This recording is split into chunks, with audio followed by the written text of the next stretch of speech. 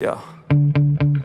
Sometimes I get so mad, there's no control in me. My thoughts get so bad, I'm like, I might grab a bat, I don't know. My wrath, my blood boils over like, oh God, here goes. I lost all feeling from my head to my toes. You said some shit that I can't let go, so just stay tuned for the rest of the show. So have you ever felt betrayed? Switches how you see things, realize something needs change. Cause I know you got me fucked up, let me show you what's up. Cause enough is enough. I'll take a face full of pavement just to make a statement. I know there's no turning back. Oh God, adrenaline wasted, so mad I can taste it. I know there's no turning back. I'll do what it takes, I ain't making mistakes like that. I'll put it on your face to make you go take it back. I'll lose my shit, I go crazy when I'm mad. And now you go wish you would shut the fuck up real bad.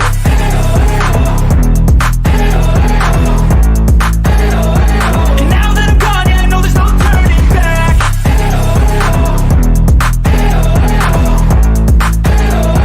And now that I'm gone, yeah, I know there's no turning back. I don't fucking take smoke, I'ma poke a hole through you, choking's overdue. Come at me and you won't get any older, dude. Crack your holder too. Heating up inside of me, blood so violently. Thanks for trying me. Now it's finally time to see how this rivalry becomes a dynasty.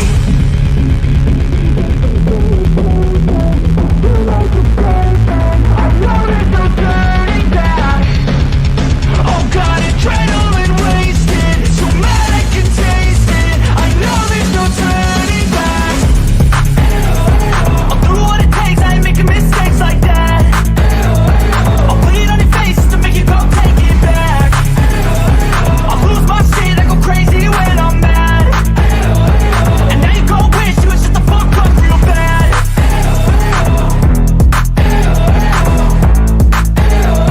And now that I'm gone, yeah, I know there's no turning back.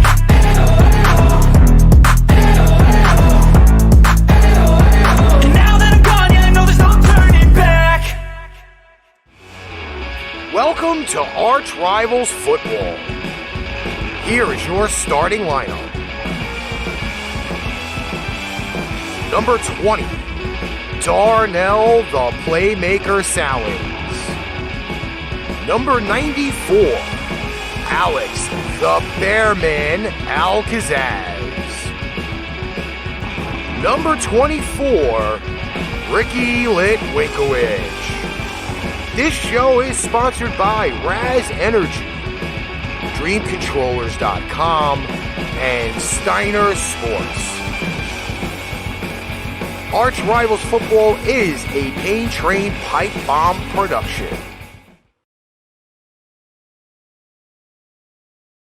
Welcome everybody to another Saturday edition of ArchRivals Football here on Facebook, YouTube, Twitch, and Twitter.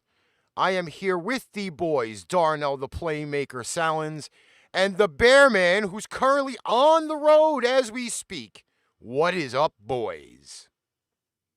Well, I just arrived at the TCU campus, so That game gonna be over by halftime. I hope you know that. yeah, but the party starts in 20 minutes, so that's why we got here early for the. I'm just saying, you go party at TCU, and at halftime you leave because it's gonna be over by halftime. I mean, maybe. I don't know. That sounds like a proverbial burn. They ain't playing nobody. Hey, how's it going? I got the smartest TCU fan right here, guys.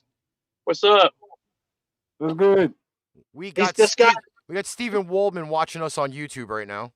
Steve, what's going on? And John right here, he's a loyal listener of Pain Train Pipe Bomb, and he's our newest ArchRivals listener too. Well, so I had the unfortunate week of being in the hospital, so I don't know if everybody missed me from Tuesday, but I will tell you though, I have been kind of keeping up on the NFL as we were laying around and doing nothing. There was some actual stuff going on this week, and I'm really pretty surprised on some of the news that I heard. I'll give you guys the input on my opinion of Cam being booted to the wayside by Mr. Bill Belichick. But there were some moves this week already. The news of Jarrell Casey of the Tennessee Titans retiring is one of those big things. What's your opinion on that? Don't all jump at once. Did we lose everybody? Nah. Okay. He had a good career. You know, most of it was in Tennessee. Played great as a D lineman. We'll see if he can get in the Hall of Fame, but I don't know. So that was one of the things that I did read. Let me see here if I can go back to some of my notes, because those are kind of viable. Let's see, because there's just a lot apparently going on in the NFL. Here's one question I'm going to start off the show with a little bit. And then we'll kind of progress through it. If you could do the NFL draft all over again and had the choice, would you then, as the Washington football team, pick Justin Herbert over Chase? I would take it into consideration because the problem with the Washington football team for a long time is, at least for several years, it's been a problem with the quarterback position. So if you have the chance to go with Justin Herbert, you go for it. But the problem is, when the last time the Washington football team drafted what could have been a franchise quarterback in Robert Griffin III, we all know how that went. Darnell? I can't. I can't say Washington made a bad pick. I can't. Chase Young is proving why he went where he went. I mean, one of the reasons why Cam Newton got booted by Bill Belichick, you brought it up. You brought it to my attention. Chase Young was killing him in preseason. Yeah. Okay. Well, fellas, my friend actually has something to say about the situation. So, John, enlighten us, brother. Yes, John. Welcome to ArchRivals Football, by the way. Thank you. So, John, do you think the Washington football team made the right choice by going with Chase Young, or should they have gone Justin Herbert? I think I think they. I think I agree with that. Okay. So you agree they should have gone with Chase Young? Yeah. Okay. So go with defense to build the defense. Okay. Yeah. All right. Thank you, John. Okay. Next up on my list of things for the show today, as Mr. Antonio Medina has joined in and says Washington sucks. We'll try to get some of the comments in from our viewers as we go out throughout the show. Saquon Barkley, as we start up on Thursday with the regular season of the NFL 2021, could be limited for action in Week 1 against the Denver Broncos. Your comments on that? Well, Saquon Barkley, he's still recovering from injuries he sustained last year, didn't he? Yes, but he has kind of fully recovered. He has not played in one preseason game yet this year. So okay. At that point right now, that's pretty much like it's almost running along the lines with Dak, because they both have not played a snap in the preseason. They are just coming back off of the injuries. So that's kind of a huge deal, so to speak. 10 minutes will be done. I don't know. Like, what do you guys think? Are the Giants smart for easing Barkley back in? I think so, because the game against Denver, there's no doubt in my mind the Giants are definitely the favorite to win, and because Saquon Barkley has such a future with the Giants and the injury history, the Giants are trying to erase all the risks of him getting hurt again, especially when it's the franchise player. You don't want to take the chance of aggravation, because aggravation leads to even worse injuries, which takes even longer time to recover. And truth be told, you might not even be able to recover. So it is what it is. But the Giants, in my opinion, they're the favorites to win the NFC East because of their great free agency and their great draft. As much as it pains me to say that, but But I still think even without Saquon Barkley, the running game might still have a bit of limits. But I still think they'll beat Denver. Darnell, I'll shoot this one over to you now. Well, who are they playing again? Denver. Do you want to bring Saquon Barkley back knowing against that Broncos defense? And plus we're talking about what, a knee injury at that too? This is also, I believe, his second knee injury, whether it was ACL, MCL, or PCL. So you're not looking at pretty much, I would probably say, the strongest, most durable running back in the game. That's kind of the way I'm kind of looking at it right now. I mean, you can say it like that, but it's hard because D brings Saquon Barkley back against the Broncos defense, and Dallas case. Do you really want to play Dak Prescott against the Super Bowl champions, knowing they bringing back all 22 starters? All 22 starters. Okay, so I really didn't get a chance to talk about this on Tuesday because I was unavailable. I hate to say it, Dak is gonna have to feel the heat at some point, and unfortunately, it's going to be against the Super Bowl champions. However, my question about Thursday night is, what is the status of the Dallas offensive line? If that Dallas offensive line is fully healthy, Dak may not have to worry. If they can start the running game, I mean, if they can get Zeke going, which Tampa did have a little bit of a soft spot against the run game last year, that may be also something you take off of Dak and have a little bit of an easier run for him. Let's not just say Dak is getting thrown under the bus week 1. On Barkley's side, though, that was one of the things that kind of was the painkiller, so to speak, for the Giants last year, because when they didn't have Saquon last year, their running game was halfway decent, although they don't have the running backs that they had last year. But I think the key to that's all going to be the running game, and if you're going to try to put a heavy load on Saquon early, that could possibly get him re-injured again. That's the way I'm kind of looking at it. We also have a question from Nisi. What are you wearing? That is not a question. We also have a comment. Sam Darnold is going to rip the Jets on the field with at least 300 yards passing to win game 1. So apparently the schedule has Carolina and the Jets week 1. Yeah. That's kind of rough.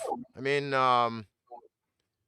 we'll definitely be getting into the schedule on next week's show. We do have the coverage for Thursday night's game coming up on Tuesday. So, Bearman, make sure you have your stats ready for Big D.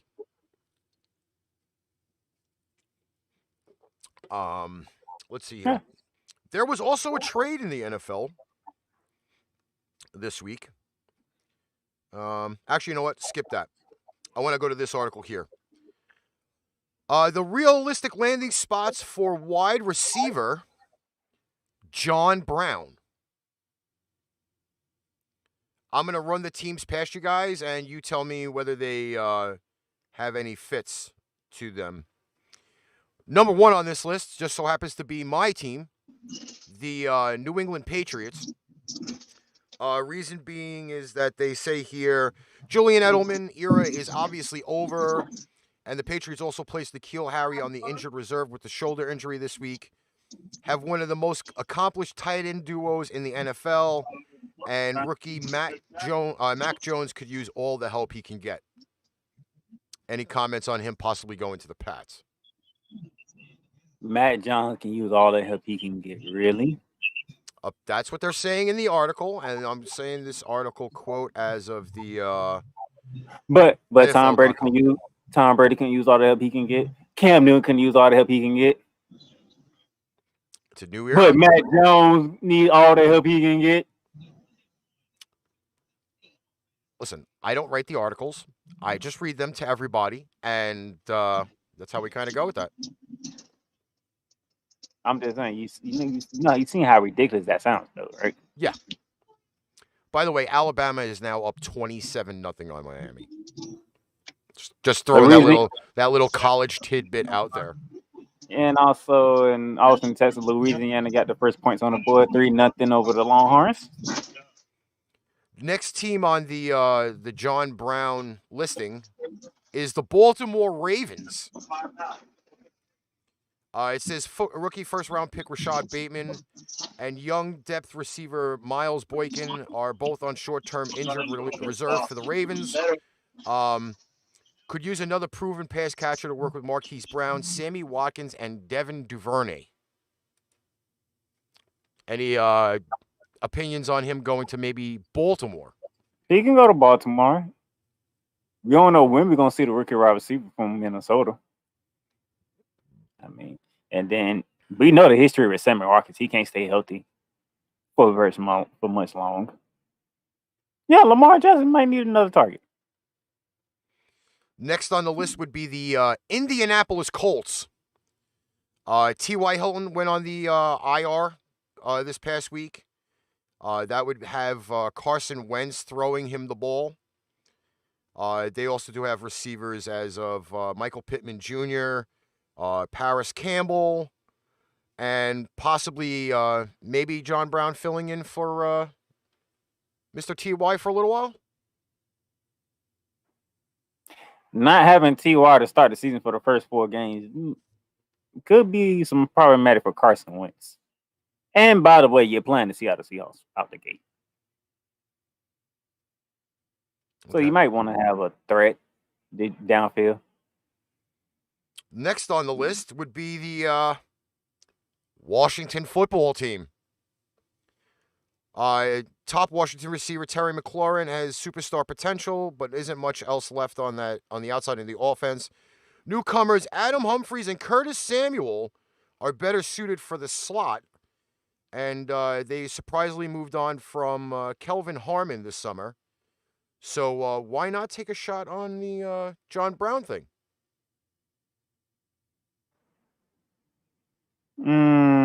Washington. Well, you Terry would McLaurin is up and coming. You would have Ryan Fitzpatrick there. Yes, you do get Ryan Fitzpatrick there. Yes. Bearman, what do you think of Washington picking up John Brown? Well, if there's the opportunity of picking up a wide receiver, then you might as well take it because it's essential to have a unique list and depth of wide receivers on your team. And sorry, guys, the reception's here is so bad I might be losing y'all, but yeah. It's always good to know that we get to see up your nose when you go closer to the phone, by the way. Thank you. Don't worry, it's clean. I cleaned it. Okay, good. Next up on the list would be the Green Bay Packers, which is kind of an interesting little swerve to this whole ordeal. In my opinion, probably making Aaron Rodgers a happy camper by adding this, because then he'd have another receiver to throw to besides Devontae Adams and Marquez Valdez-Scantling. They also did, it says also here, yet to prove he could be consistently relied on, and Alan Lazard nor Randall Cobb is the answer for the particular role. Could you see John Brown going to Green Bay? What you mean, Randall Cobb was part of Green Bay, okay? Yes, but they are not seeing him as a viable option from his production fall off the last 2-3 years. Aaron Rodgers and Randall Cobb has a great relationship. Trust me, Randall Cobb will see the football. Trust me. So would you still say John Brown could be a possibility to go to Green Bay?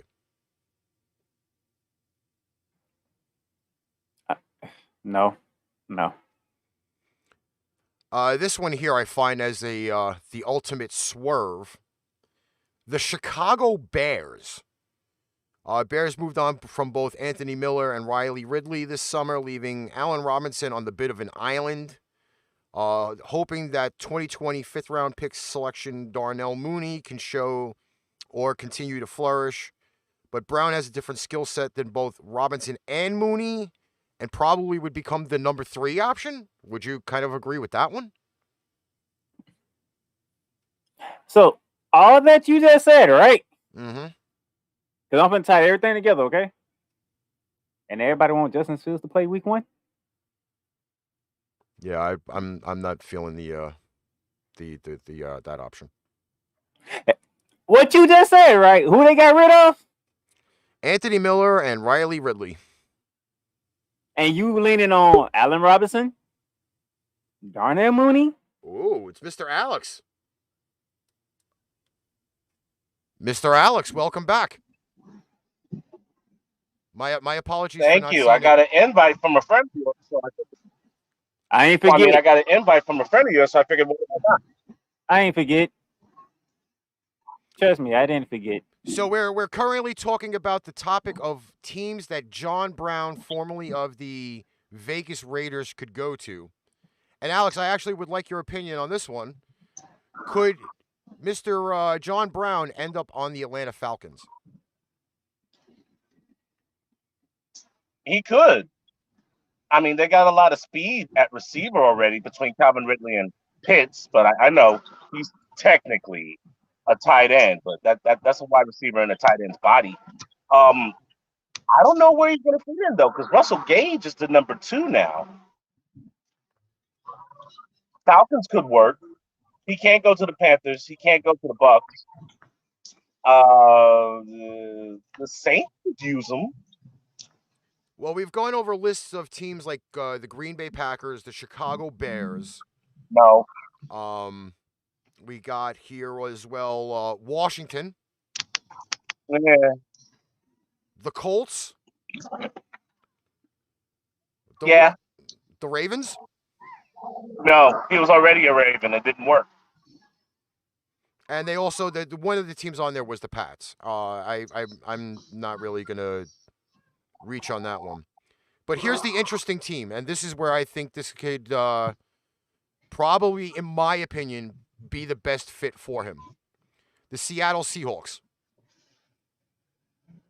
I want to be Tyler Lockett.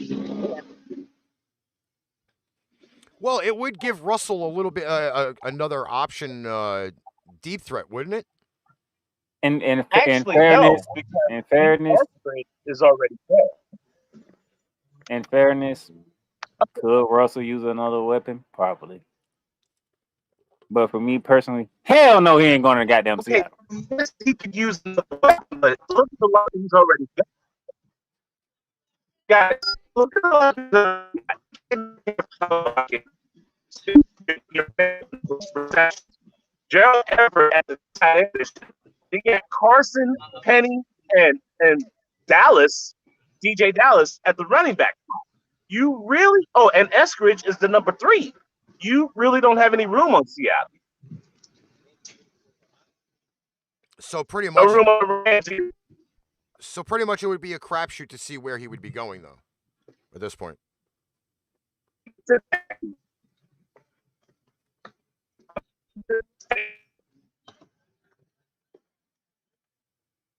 Well, we're losing Alex. Yeah, we're losing everybody today. Oh. All right, breaking news. The Texas Longhorn has just scored a touchdown. Up to you. You can bring it or not. Let me see what I got here. It should be a good one. A top 25 match between them and Louisiana. 7-3 Longhorns. All right, so I did find the trade news. It was Seahawks and Steelers making a trade. And Kilo Witherspoon got traded to the Steelers from the Seahawks for a 2023. Yeah. For a 2023 fifth-round draft pick. So it looks like Seattle gave up a little bit of defense. Because they're low on secondary. Yeah. So, okay, so Pittsburgh added another piece to the defense. I mean, where does he fit in the defense? That's my question. Well, Defense wasn't the issue. Yeah, I think offensively it was Yes, more of the issue last year. He's good, bro. Yeah. Well, after Bud Dupree went down, it was that offensive line that's the issue. Bro, that offensive line's a work in progress. Tomlin told me so because he got pissed at the fucking Hall of Fame game whenever I asked him. Yeah. Defense hasn't been the issue. It's the offensive line. Okay. I mean, he's good, but you already have a good defense. It's not what you needed. You needed the offensive line. We do have a comment that says here, don't count out Buffalo on the John Brown. He's already been in Buffalo. Smokey got replaced by Gabriel Davis. Smokey John Brown couldn't stay healthy. What school did Gabriel Davis came from? Gabriel Davis is a UCF Knight. Exactly. Bro, Buffalo's not going to touch him. Baltimore's not going to touch him. And I'm surprised the Raiders got rid of him. It's John Gruden. It's John Gruden. That's all I'm going to say. Okay. So here's another thing, and this is where I love the fact that we can get the analysis on this. Obviously, Tuesday, 4 p.m., we had all of the cuts for the NFL. There were a lot of key ones that were out there. And I have a listing of the top 8 free agents that are left out on the market currently. This one here is kind of the toss-up. I've already gotten Darnell's opinion on this one. So, Alex, you'll be lead off on this. Number 8 on the list would be running back Mr. Todd Gurley at the age of 27. Bad knees. It derailed his career. If he had one healthy knee, I could see teams clamoring for him. But 2 bad knees, you're a liability in the NFL. If you were to pick a spot where he could be part of, let's say, like a 3-headed monster, where would you have him going, though? The perfect spot would have been Baltimore, but they already tried him out and they said no. If I have to pick a spot, even with the injury to J.K. Dobbins now. Well, that's what I was thinking. If they were going to give him another try, it would probably be now because Gus Edwards, Justice Hill, and Taysom Williams. I don't know if that's going to be able to get the job done. But all BS aside, Detroit. Actually, that would be a pretty good fit because then you'd reunite him with Jared Goff at least. y'all really make y'all think we post something interesting here. You know? Well, Jared Goff already gonna get his ass when he come back to LA. But you know what? It's already a done deal. But as a duo, they actually do have a little bit of chemistry with each other, so it technically really wouldn't be a bad fit. Bring back all the former LA Rams to Detroit so they can come back to LA and get stomped. Okay. We have the comment of Gurley's going to probably be signed during the season if a contender loses a running back to an injury. So he could be already at that point. Baltimore. That's why I brought up Baltimore. They're a contender. They lost their running back. Baltimore would be the best fit right now. Well, is that also for the fact being that they're still trying to figure out what kind of offensive set they're going to put the quarterback in? What do you mean? That's Lamar's team. Yes, but they were also trying to sit there and try to figure it out where they could fix the system in order to make him a little bit of a better pocket passer, I believe it was. It wasn't the system. He didn't have the weapons. You know, I get sick and tired of people trying to say that Lamar Jackson is a running back when A, he threw the most touchdown passes in 2019. B, he has more touchdown passes than Josh Allen. And C, you try to work with what he had. And now that he has weapons, everybody's like, we figured out Lamar. Shut the hell up. I mean, come on. He didn't have Josh Allen has weapons. Stephon Diggs, Gabriel Davis. They got 2 tight ends he can throw to. They had weapons. Lamar didn't have no weapons. You can't depend on Sammy Watkins, just like Todd Gurley. You got to be able to be on the field. And Hollywood Brown, he's been consistent all of a sudden ever since he got to Baltimore. I don't even know what happened to him. He got to the NFL and forgot how to catch the ball. Next up Get his man some weapons. Well, let's speaking of weapons, defensive weapons, in a way. Number 7 on the list is defensive back Clinton Dix, who was just recently released from the San Francisco 49ers this past Tuesday. Any That's a tough one. any choices for where he may go? That's a tough one. Clinton Dix. I mean, you was good in Green Bay. You went to Dallas. And yeah, I don't think that went so well. And then you just got released by the 49ers. I don't know. I don't know about how Clinton Dix right now. I really don't. You should have never left Chicago. And the fact that Dallas cut you. Think about that. A team whose defense is Swiss cheese pathetic cut you. It's time to reanalyze your career and go to a soft AFC team that desperately needs your help. Well, I'm going to throw out 2 suggestions for you guys, and you let me know if he probably would be the best fits there. First one, and Alex, this is more up your line because you know that AFC part of the divisions, the Jacksonville Jaguars. Perfect fit. They traded Sidney Jones to Seattle, hence the reason why they got rid of Washington for a draft pick from Pittsburgh. And Jacksonville's thin at the secondary. They could use some experience at safety and corner, especially with the schedule that they have. That's a perfect fit. And what would you say about the Cleveland Browns? Hell no. Cleveland Browns are already loaded in the secondary. Yeah, he'd get cut again. 2 of my former secondaries are in that secondary. Isn't Hill there now? Yes. So Hill's over there, and John Johnson's over there. And John Johnson. So yeah, no. Jacksonville, that was a hit. Cleveland, that's a swing and a miss. If he's smart, he could go to Tennessee. Oh Lord. Oh man. That might be what they missing. The D line's good. They got started linebackers. The secondary is a little up in the air right now. Well, let me ask now. We're back on the Titans spot. Now that Jarrell Casey has gone, is that defensive front line still as strong if you do add Clinton Dix?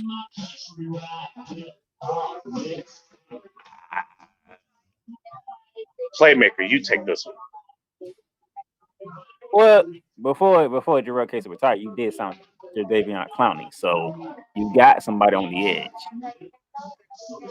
Tennessee D line is not weak because Jarrell Casey left. I mean, they still stout. I mean, it was the secondary because them guys were too handsy when they didn't need to be. Look, you can't lose Adoree Jackson and Malcolm Butler and say you're going to be contention. You're a playoff team, and that's it. Done. That's it. You're not in any Super Bowl because if I'm any team facing the Tennessee Titans, I'm throwing 15 to 20 yards every play I get the chance because your defense is A, going to let them loose, or B, you're going to get a personal foul pass interference penalty. That secondary of the Tennessee Titans is trash. Okay. Well, here's my little input. I really don't think the Titans losing Malcolm Butler is really a big deal, and it's just for the fact being, and I'll say it this way, okay? If once he left New England, that his production was really good throughout his entire tenure there, I would say it would be a big loss. But the first year he was with Tennessee, his numbers were toward the bottom of every statistical category for secondary players in the NFL. So I'm really not going to say that Malcolm Butler was a really big loss for them. However, I really would say Dix would be more of an upgrade over Butler than really anything else to that level. Let me keep it real here. I didn't even know about Malcolm Butler until he made that play in the goddamn Super Bowl. Amen. That's Amen. it. That's the only time you ever really heard of Malcolm Butler. Because they want to throw the ball instead of giving to Marshawn Lynch, and he happened to be the one to make the play. You know why? Because he was on the Patriots. And what's the Hey. great thing about the Patriots? They study details. Hey, guys. Let me be completely honest with you before I go and handle business. I'll be back in a minute or two. Typical football move. Football player nobody heard of makes a move, gets a bag, gets traded, plays like garbage. We've never heard that before. Oh, it's an ongoing theme. That's an ongoing theme with that. So I'm not. Again, like I don't see the Malcolm Butler thing as a huge loss. Next up would be edge rusher Ifeadi Ogundenbo, formerly of the New York Giants. Pass rush is usually a big thing, isn't it, D? If you got him. Because one of the great things to stop a great quarterback, get pressure on him. Well, his stats, his stats over recent, he's only made 15 career starts. However, over the past 2 seasons between the Vikings and the Giants, has produced 10.5 sacks and 44 quarterback pressures. Get pressure on the quarterback. If you can get pressure on the quarterback, you have a shot. But if you were to pick the 2 teams that I'm going to mention to you, which of the 2 teams do you think, knowing those numbers, possibly could increase, would you pick? The Minnesota Vikings or the LA Raiders? Raiders. Because the Raiders are now. The Raiders can put up points, but they give up more points. That's the problem. And the problem is you have quarterbacks sitting back there who can stand there and throw balls deep because they know they're not going to get pressure, and the secondary can't hold up for more than 3 seconds. Defense is usually some of the things that wins games, I would think, and that would be very big on the increase if they got it more pass rush. And I really before I go into Tuesday's show, like I'll go over all of the rosters and everything, and losses and additions, but that's one of the. Actually, I hate to say it, but the Raiders secondary has been part of the issue as well with them giving up a lot of points. So I'm hoping and praying at some point that they kind of have upgraded that secondary. So no pass rush and not a good secondary spells what? A lot of points given up. Exactly. Next up on the list would be defensive tackle Mike Daniels, formerly of the Cincinnati Bengals. He was with the Green Bay Packers for 7 seasons, Pro Bowler in 2017. Had stints with the Lions and Bengals. 32 years old and still could be a very big impact to a defensive front. Teams listed as the best fits would be Green Bay or Houston. Go back home. Let's go back home, man. Let's buffer that D-line even more. You got a good D-line. You got a good secondary. Let's add to it. All right, we still have Alabama up 27-0. Penn State won 16-10 over Wisconsin. I believe number 1 Oregon was losing at last look. As of right now, last time I looked, it was a tie game with Oregon and Fresno State. It's been a good game for it. You can't sleep on Fresno State. Fresno State is one of them good before our team that you can't sleep on, just like a UCF or Boise State, type of those teams. So it's a good game going on right now. Miami has no offense whatsoever. They don't have any defense whatsoever.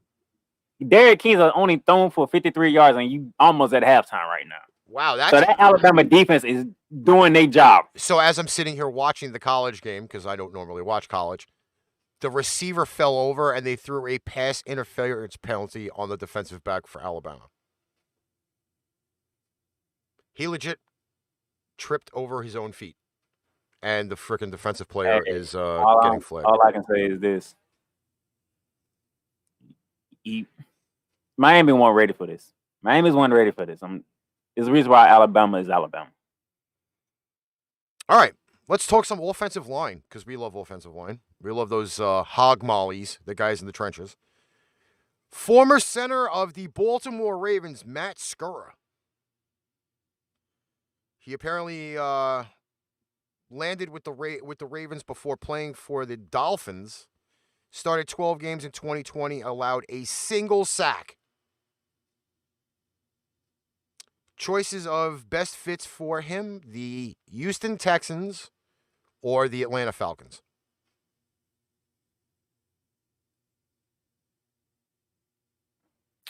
Falcons. Go to the Falcons. You have a stable quarterback, even though a lot of people don't believe in him. You have a stable quarterback. You got weapons for receiver. We do not know what the hell is going on in Houston. The phrase Houston we have a problem has been like that since the offseason. And it has not been fixed yet. Well, we still don't know what the status of Deshaun Watson is. Is that correct? They are keeping Deshaun Watson. He is not going to play. So, in other words, he's going to be riding the bench and Tyrod Taylor is the starter? Is that pretty much the way that they're leaning? That's pretty much that's where it's heading at. Miami kicks a 27-yard field goal. They're only down by 24. No. Houston, yeah. Nobody wants to go to Houston right now. Nobody wants to go to Houston. Well, at this point right now, like they pretty much gutted their entire team. So if you're actually looking for maybe a minimal payday, Houston may be an option. Is that possible? To deal with the mess that you're going to deal with in Houston, not worth it. Another player. This is a very interesting thing. And the update on the center for Mr. Skura is that the Giants are expected to sign him to the practice squad. So a starting NFL center to the practice squad for the New York Giants. Possibly. Number 3 on the list is offensive tackle Rick Wagner, formerly of the Green Bay Packers. Suggested places for him would be Green Bay or Chicago. It don't even matter at this point. It don't even matter. One of the top offensive linemen that were out on the list at the tender age of 32, Pro Bowler in 2020, first team All-Pro 2018, offensive tackle Mitchell Schwartz, formerly of the Kansas City Chiefs, 134 starts to his resume. Best fits Kansas City or Pittsburgh.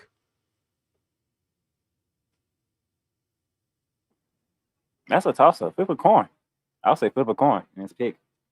You can protect, Patrick Mahomes. And you can protect Ben. I mean, flip a coin. Finally, the topic that everybody has been waiting for me to hear about. Cam Newton. Believe it or not, is listed as the number 1 top free agent left out on the market. So me and Bearman got into that, on Tuesday. So I think this one you get to take the floor on this. Cam Newton. Cam Newton. I'm getting a little chilly on this one, so just bear with me on this. 2 seasons on the New England Patriots, technically. Year 1 started out okay, got the global bastard, and ended up sitting for the catastrophe against the Denver Broncos. Horrible. Well, actually, no, I'm sorry. I believe it was the Kansas City Chiefs. My bad. With Stidham and Brian Hoyer as the quarterbacks. Obviously, that did not work out well with no Cam. He was playing well through the beginning of that season. However, for some reason, that time off that he had really just tail spun whatever was going on with Cam the beginning of the global bastard season. Then we experience preseason game 1 against the Washington football team. First drive. Chase Young annihilates him. Legitimately annihilates him. Cam is usually a little bit better knowing where the pressures are. And I kind of see that the way that whole thing went was not a great deal. Cam did not play well in the preseason. I believe maybe out of all the drives that Cam had, 3 drives were probably good ones as it went along. His throwing motion is horrible. I'll come out and say that. Last week when we spoke about Cam and he had that one great year and everything else was either 500 or subpar.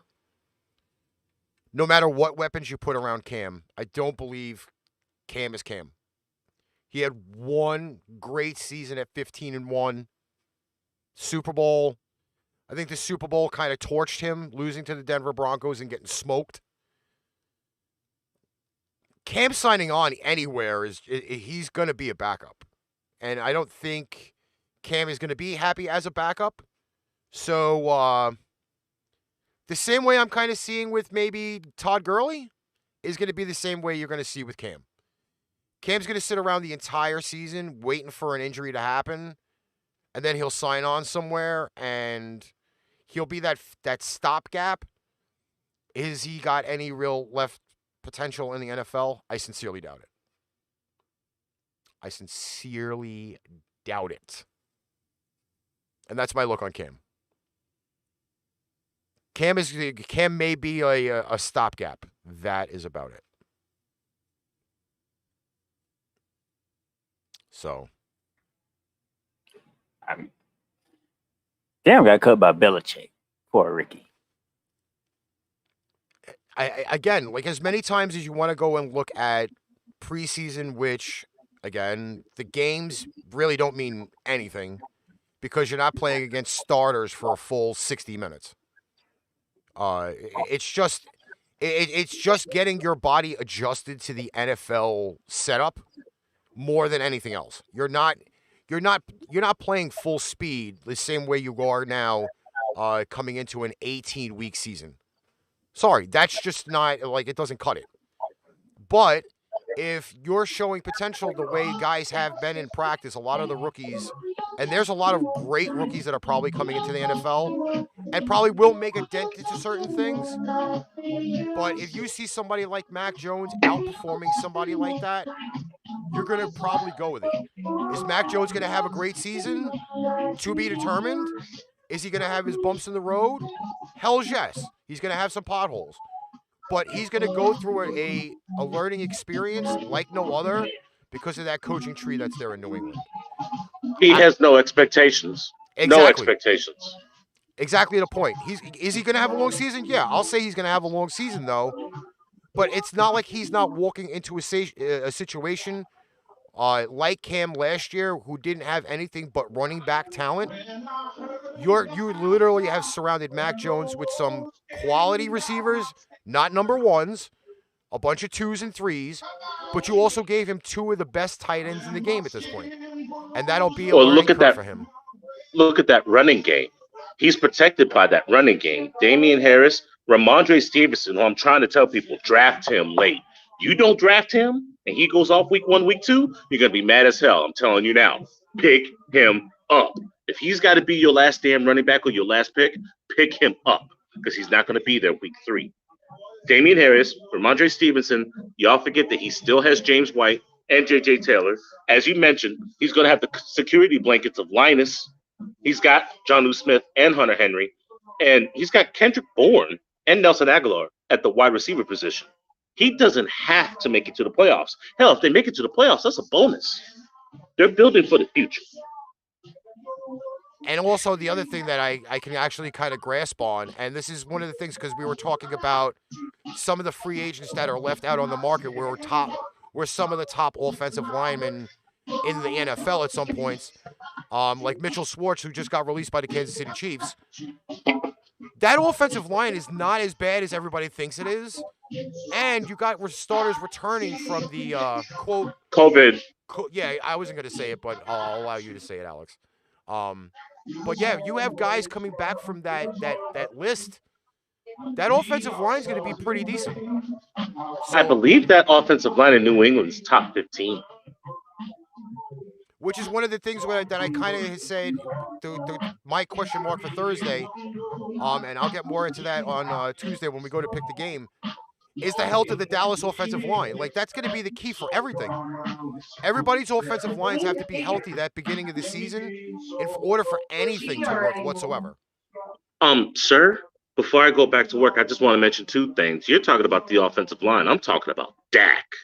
Now, Tyron Smith and Lyle Collins played a combined 2 games together in 2020.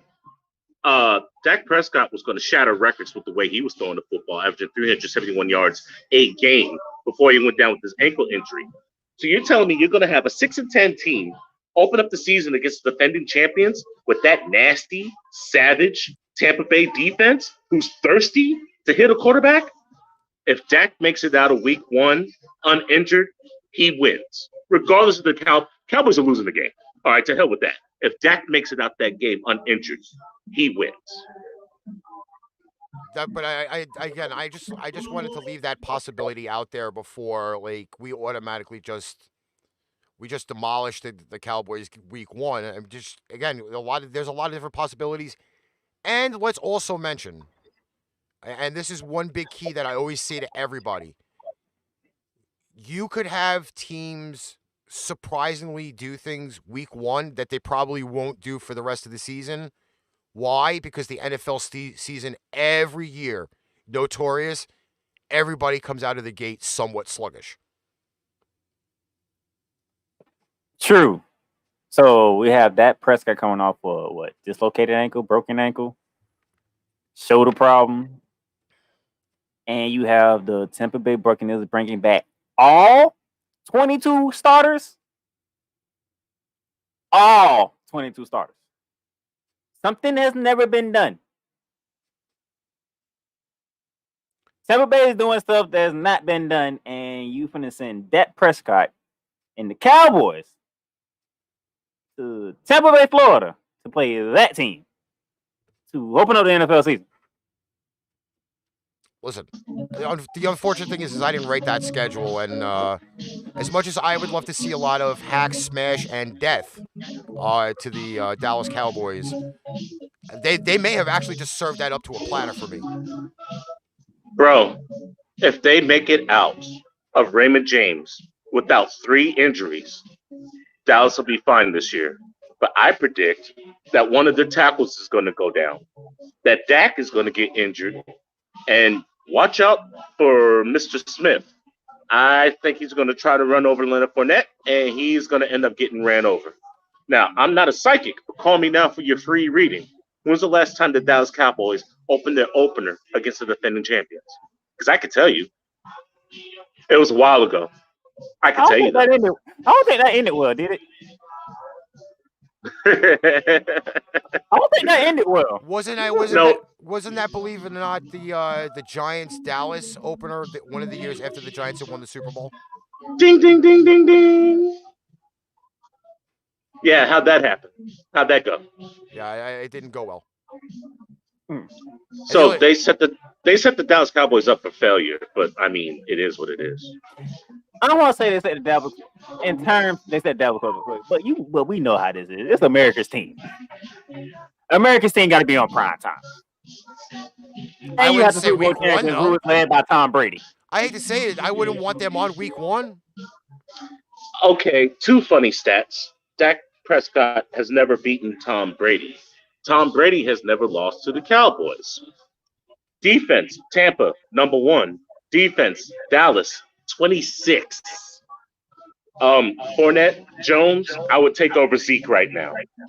And the only advantage that Dallas has over Tampa, well, no, because the wide receiver position, take away CD Lamb. Yeah. I call it even. Well, I don't because, okay, you got Mike Evans and Chris Godwin, the dynamic duo, and you got Antonio Brown as the number 3. Amari Cooper, CD Lamb, Michael Gallup. I'm sorry. I'm taking Tampa's receivers over – I love CD, but I'm taking Tampa's receiver over Dallas. Sorry. I call Only it advantage even. you have is at running back. Only reason why I call it even because I don't know what type of Antonio Brown y'all getting. I really don't. You're getting a monster. Bro, I drafted him with the 66th pick because it fits, because he's a demon. 66. That's damn. Okay, guys, think about this. Think about this. He was mostly used during the second half of the season. He was acclimated and used properly. You have an off-season training camp and rapport with Tom Brady now, and you're the number 3. You're not going to see the number 1 or number 2 corners. He's Oh going yeah, to hold on. By the way, I forgot. Oh, forgive me, I forgot. OJ Howard's coming back. Oh, let's not even mention the tight end room. Gronk, Brady, Oh, my OJ, goodness. Tanner. I'm gone. Oh Lord. I look like I just said I'm gone, and poof, he disappears. I love Alex. He's awesome. Yeah. So the college games are going crazy. I believe West Virginia is winning by 1 point. It's a little weird watching College Game Day on ESPN Plus. I give it that. It's a little rough. All right, let me see what else I had here. NFL, and then we could probably wrap this thing up a little bit. Oh, here is the a lovely little tidbit. We wanted to talk a little bit of fantasy football, which we kind of threw in there a little bit. Oh yeah, our draft is tomorrow at 5 p.m. Eastern Standard Time. So Alex Fleming, Alex Bearman, Ricky, myself, and a host of others. It goes down tomorrow, 5 p.m. All right, I lost the actual article. Give me a second here. Not prepared. It's gonna be interesting who get the first pick. I'm interested in seeing who's gonna get the first pick. God, where did it go? I lost the article. How you lose the article? Man? Because I have it on my phone, and I have to scroll in order to get all the articles. It was actually the top guys that have been top fantasy for the year. I'll just go with the Alvin Kamara's up there. Let's see. Devontae Adams is up there. Patrick Mahomes is up there. Thomas Who else Edward is Brady is going to be up there. Yeah, Travis I Kelce. agree. Travis Kelce is up there. I mean, Alvin Kamara, the reason why I didn't win last year. Well, I have Dalvin Cook on my one team. Because speaking of Minnesota, that's the reason why they played Minnesota, and they forgot how to stop the run all of a sudden. That man scored 6 touchdowns. 6. No, I'm glad to have him on my team with Mr. Russell Wilson. Cannot believe that. Okay, so I'm going to run with this question here. I'll give you the running backs. You pick an order. Okay. Now these are just 3 random running backs. Okay. So if you had your choice, this is your pick for running back. Do you go Zeke Elliott? Do you go Derrick Henry? Or do you go Alvin Kamara? Okay, everybody believes Zeke Elliott's going to have a bounce back year because he slimmed down a bit, got a little more stout. King Henry, the name says itself, King Henry. I mean, and then I just mentioned that the reason why I lost the championship game was because of Alvin Kamara, because he went off on the Minnesota Vikings defense. I want to go Alvin Kamara because Sean Payton, between Alvin Kamara and King Henry, they going to get the ball. They's going to get the ball. Tennessee likes to run the ball first and do what they do. Sean Payton, he loved putting his running back in the best position to make a play, whether it was running the ball or catching the ball out the backfield. Okay, so we looking at Zeke Elliott as in, we'll see. So Zeke Elliott would be 3. I'll put King Henry at 2 and Alvin Kamara at 1. Welcome to Mr. Cade McDonald. Thanks for popping in on the YouTube channel.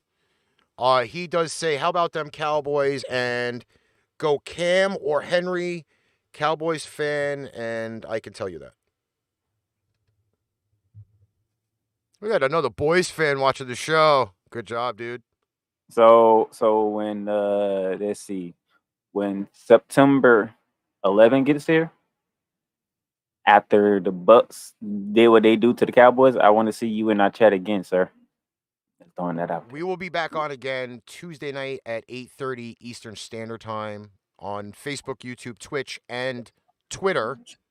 Luckily, I put the hashtags on everything, and then it'll be upload audio after this.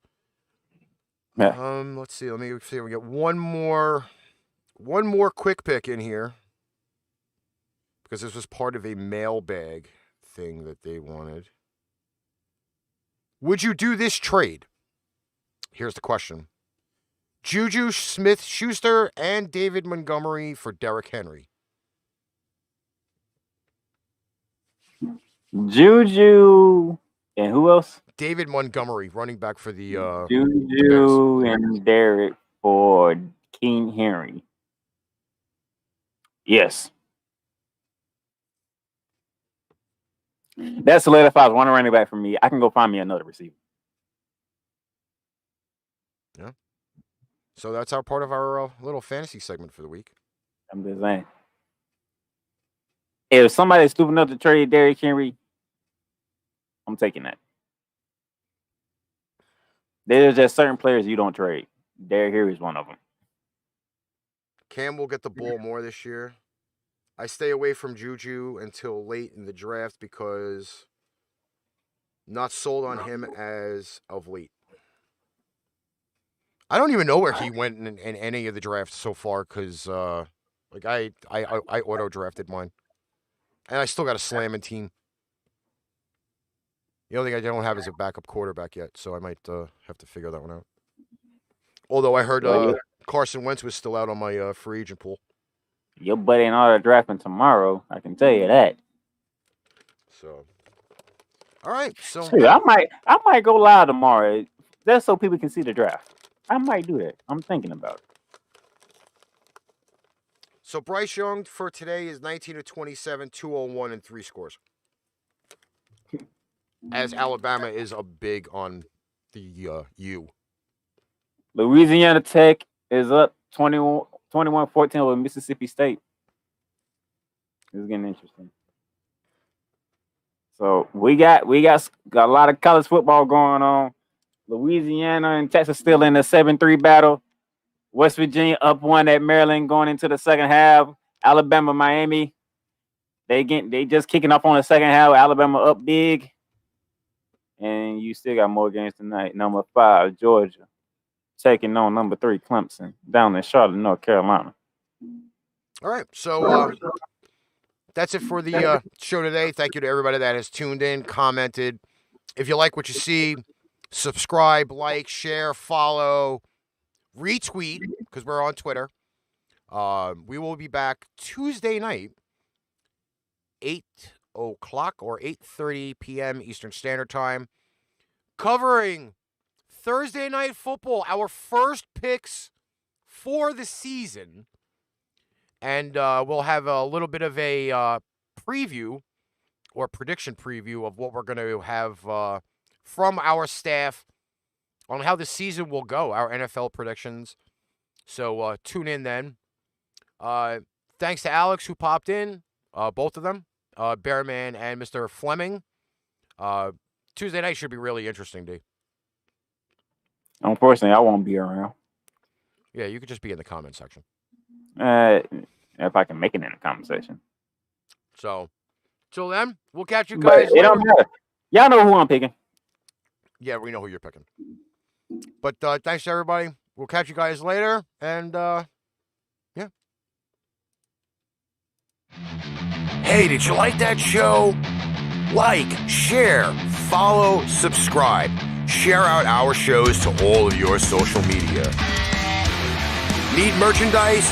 Check out paintrainpipebomb.threadless.com for quality merchandise at great prices. Tune in next time for another edition of ArchRivals Football and we'll catch you on the flip side.